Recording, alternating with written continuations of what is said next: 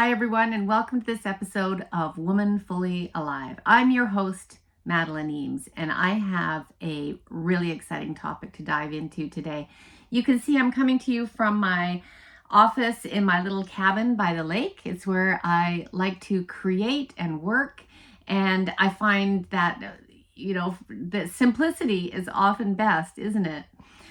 So today I'm going to dive into what is shadow work and how to deprogram your mind.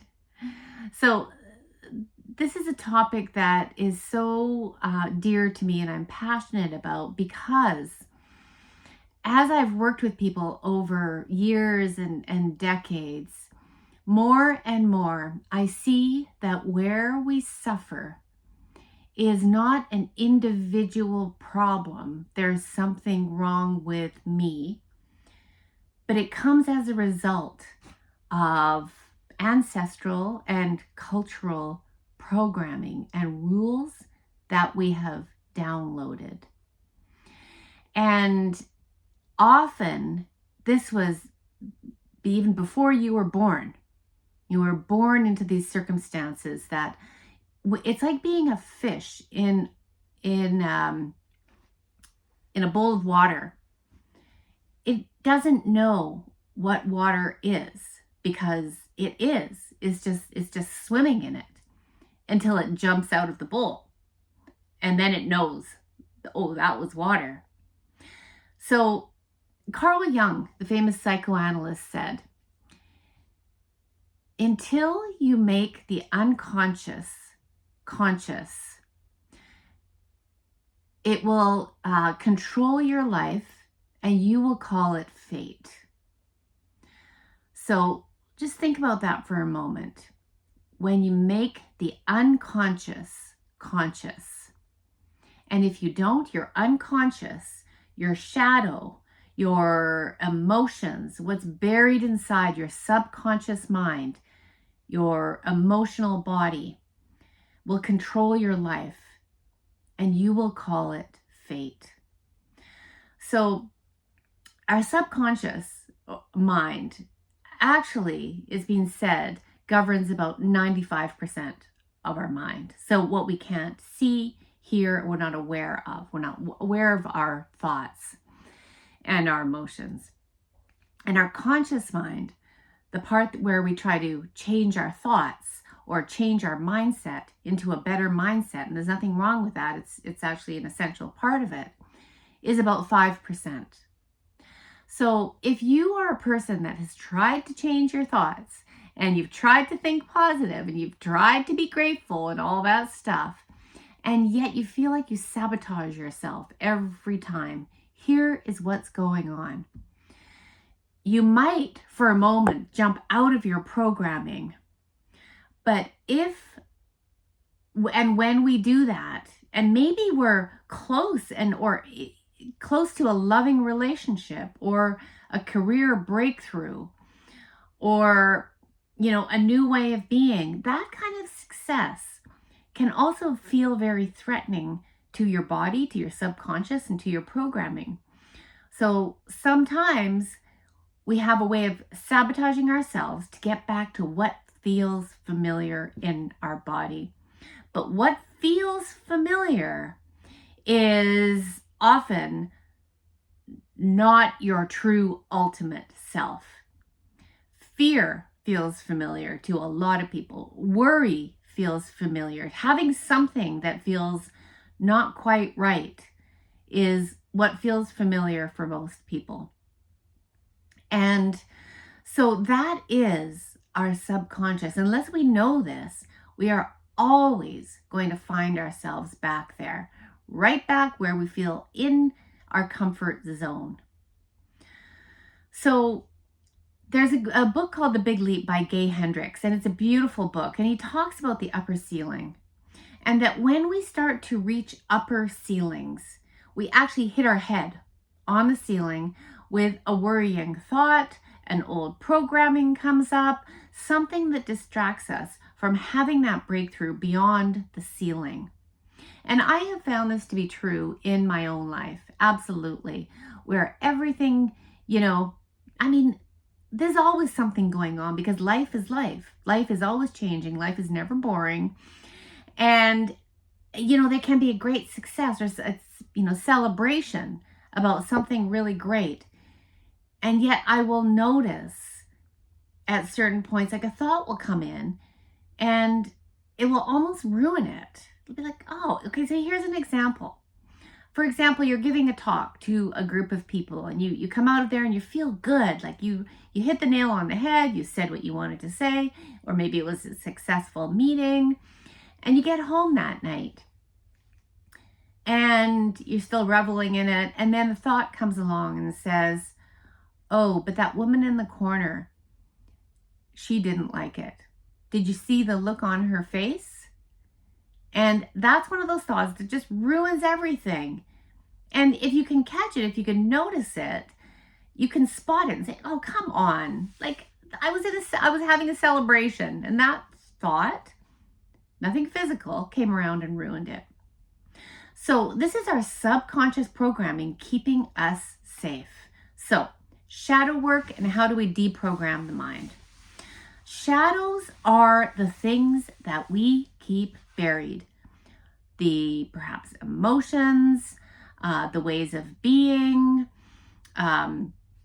maybe the habits that we hide inside of ourselves, or we hide in our lives in shame. And we believe that if you can't see it, then it doesn't exist.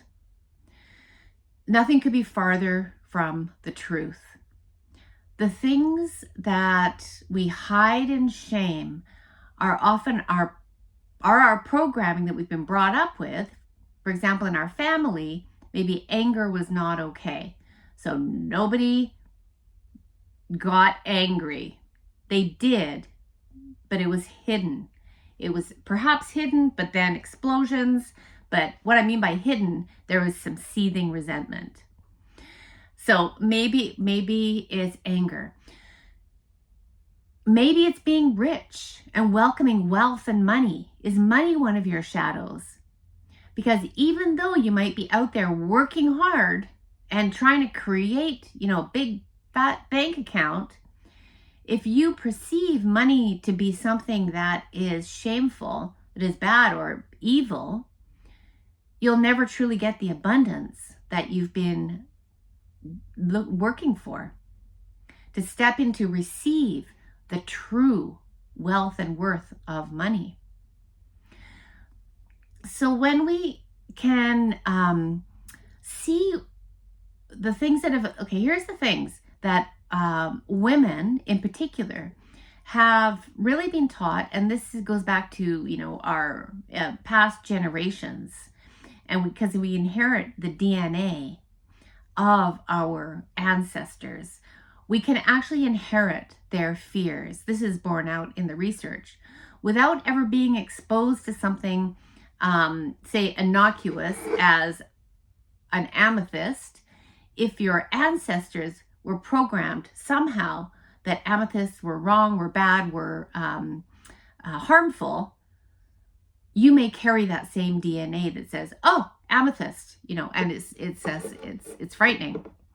So some of the things that women have been trained over the years to keep in shadow are things like, they were laid out in the 7 sins. And there's a great book called On Your Best Behavior, The Price Women Pay for Being Good. And here's what the author defines as the 7 sins. Well, she didn't. The 7 sins. And these are the prices, the things that we keep in shadow that are actually part of our wholeness, part of our aliveness, is just being distorted. Things like greed, lust, envy, anger, sloth, even sadness. Like, come on. We're supposed to keep all these things hidden? I don't think so. If anything, rather than having like love and light and happiness, on posters around my office, I'm honestly thinking of putting up little signs that say anger, because anger reminds me of what I'm trying to protect, what I'm an injustice that I'm angry about, and that gives me energy and aliveness. Let's take greed. If we had greed up on our wall, that would remind me of everything that I want, everything that I desire as a human animal. Lust, that will remind me that being lustful, being sexual, is part of my birthright. It's part of my body. And we all know what happens when we shame and shut that down, particularly in men. What happened in the Catholic Church? Not good. What if everyone was allowed to be sexual in the ways that they desire? Chances are there wouldn't be so much sickness and pathology around it, because we would have a lot more consensuality, because there would be a lot more out in the open availability. And if you think about it, sex is the way that we all got here. Most of us anyway, unless you were a test tube baby, or I don't know. But sex is the way all humans arrived on this planet. So, what if I had a sign up that said sloth? Now, would that remind me that I'm lazy? That's the shadow. Or could it remind me to dare to rest? Maybe to take that 20-minute power nap during my day, and that's okay. And envy, let's take that other one. Often we're just told not to be jealous. It's bad to be jealous or to be envious of other people, but we all are, right? Let's just face it, we all are. But the shadow of envy is when it eats you up inside, because, I can't be envious. So I put it in shadow, but it's still there. And, that might cause you to go behind closed doors and maybe gossip about somebody, or put someone down, put a woman down who's becoming, rich and successful, because the envy is feeding it. But envy, if I put that on my wall, that could remind me that when I see something that somebody else has, there is something in me that knows I can have it also. Because if I didn't have envy, then it wouldn't even be a thing. I don't envy men driving by on motorcycles. I'm not envious of that, because I don't want it. But if I was, then perhaps there's something in me. I say men, but maybe let's say women. It's just because I just saw one go by. But maybe there's something in me that really wants a motorcycle. How great is that? So it can draw us towards what we desire. So these are just some examples of things that we've held in shadow. And then they have a lot of power over us, although we don't think that they do. So how to start noticing and recognizing your shadow, and how to start deprogramming your mind? Well, the way that you will notice is just think about in your life what triggers you. What really, because if you have a reaction to something, there's something there. And it often highlights a part of yourself that you might not be aware of. So just notice if you perhaps make fun of a certain type of person, or somebody that just really eats you up inside. And you can move through your life, or just notice what really irritates you about other people, because it's igniting something in you that shows you where you have more healing work to do. And with that, saying that, it doesn't have to be a big excavation trauma job. but it might be just a simple recognition and shining a light on what that possible shadow is.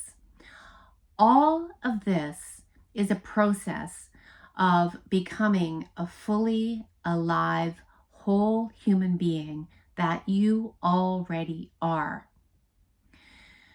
And when we start to embrace these other parts of ourselves that, maybe we find disgusting, a really key part of this is to only do this work with a lot of self-compassion. Shadow work is not for the faint-hearted. It really is a deep exploration and going in with deep self-love and deep self-compassion, knowing that all of us, every single human being, has the dark and the light, has the love and the fear, has the compassion and the hate, has the anger, has the shame, has the guilt. We all do. And when we can bring it out of the shadow into the light, maybe it's just an exercise for ourselves and our journal. But the magic really happens when you become vulnerable enough to share that with someone else. And they say, oh, me too. Me too. And then you truly realize that you're not alone. And you can join a Facebook group. You can see, all these things that you're not alone in this process. But when you actually share it and verbalize it with someone else, there is some magic of empathy that happens that just helps to normalize this. I'll give you another example. So when my kids were little, my programming for being a good mother was pretty strong, right? And you really have to be aware of those types of programmings of good mother, of being a good girl, of being a nice person. They're very artificial and they're very superficial in and of themselves. Now, of course, nobody wants to be a bad mother, but what about being a whole mother? Because the good mothers are yelling at their kids, right? Unless they're just not hands-on with their kids, they have nannies. The good girls are being bad, or they're holding on. I shouldn't say that. They're holding on so tightly to being a good girl that they're not in their wholeness. They could be nice with a smile, but seething with anger. They might have eating disorders because they're trying so hard to fit a certain shape. So there is a shadow to those archetypes. All right, back to my story. So I had very strong good mother programming, and my kids, very luckily enough, didn't have any, noticeable behavior problems other than they were kids, because we, as a good mother, you don't yell at your kids. Well, you do, because you are a human and you get angry and you get frustrated, and sometimes you make mistakes, or sometimes you're tired and you're not 100% there.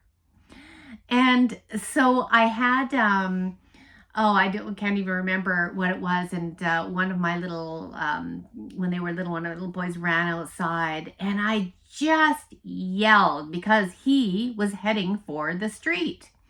And who wouldn't, right? So I yelled and I ran after him and I said, what do you like? Of course I held him and I was relieved. But also in that kind of fear, you also have a lot of anger. Anger is protection. I need that anger to protect my kids. And so in that, there were some neighbors walking by. And I remember when I grabbed him and I held him, and I saw the look on one of the ladies' faces, and it was a look of I can't even describe. It was a look of shame, like you shouldn't be yelling. You shouldn't be yelling. And I held him, and I was so relieved, but I also was very embarrassed. And I knew, I said, I'm not going to hold this inside myself, because I know better than to hold shame inside myself. And I opened up to a friend, and she said, oh, let me tell you what happened to me. And she told me a similar story. And then I opened up to another friend. She said, let me tell you a story of what happened to her. And I realized that it just diffuses the whole thing. That is such, we are all such normal, trying human beings trying to get this thing right. That's what happens when you let something out of shadow. You verbalize it, shine a light on it, it gets normalized and neutralized. So bringing all those, what we would call skeletons, out of the closet, holding them in your heart with great self-compassion can lead us towards feeling so free. Because when everything's out, there's nothing, you become unstoppable, because there's nothing that anybody can say. Yep, I screwed up. Yep, I failed at that. Oh, I messed that thing up. Welcome to the world of being human. So, shadow work, that is the process of shining light on your own shadows, bringing them out of the darkness so that you can be free and alive. And to start by noticing with great self-compassion where you get triggered. And perhaps, it might take you back to a younger place, because we learn our programming very, very young. And it can lead to some inner child work, which is also very beautiful work. So go carefully, go lovingly, go gently with yourself in this journey of wholeness, becoming fully alive in your body, mind, and your soul, your ever expanding soul. And when you do shadow work, you really start to expand. So if you enjoyed this episode today, please leave me a comment or a like, and don't forget to subscribe so that you won't miss a thing in this journey of a woman becoming fully alive.